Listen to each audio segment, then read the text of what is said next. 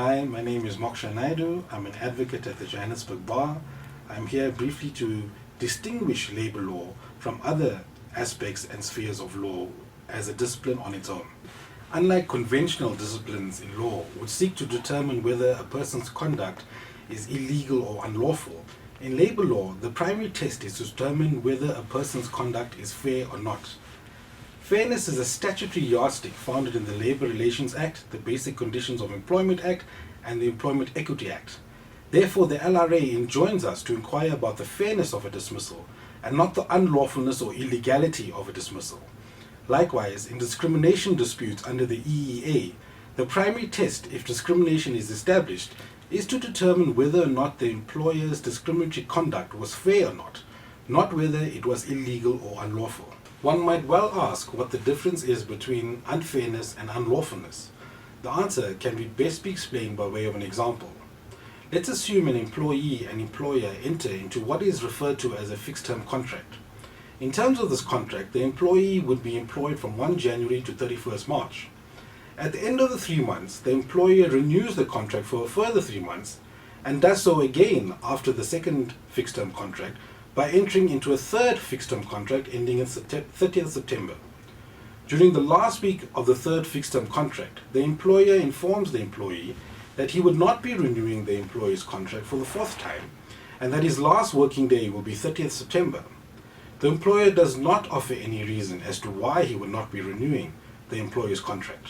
Even if the nature of the employment relationship is unlawful or illegal, an employee, under the statutory principles of fairness and equity, is nevertheless protected against unfair conduct from his or her employer. The LSC has ruled that a sex worker working for a brothel deserves protection under the labour legislation, despite the fact that the sex worker and brothel owner are involved in an illegal activity. To hold otherwise would result in the sex worker, who fits the definition of an employee in terms of the LRA, not being protected under the labour law provisions and thus susceptible to abuse from the employer. This, according to the court, would be grossly unfair.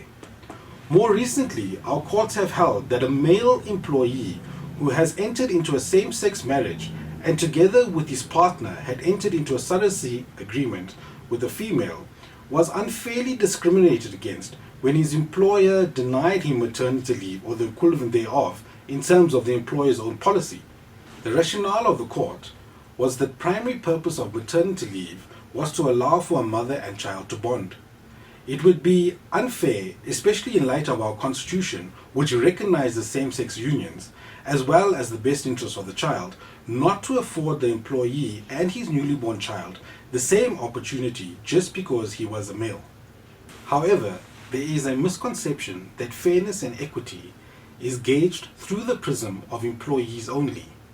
In an LAC decision, it was held that when an employer dismissed his employee in the heat of the moment and tried to rectify his behavior thereafter by offering the employee her job back with back pay, the employee's undue refusal to accept the offer and her insistence on compensation rendered her undeserving of any remedy despite her dismissal being found to be unfair.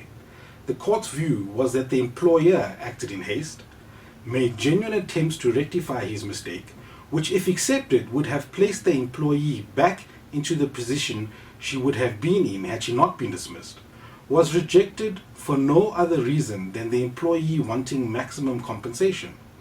Under these circumstances, the court held that the employee's undue rejection of the offer rendered her not deserving of any compensation. On a reading and understanding of the above judgments, it can be seen that labour law focuses on fairness as opposed to unlawfulness or illegalities. This distinguishes this discipline of law from most other disciplines within the legal field.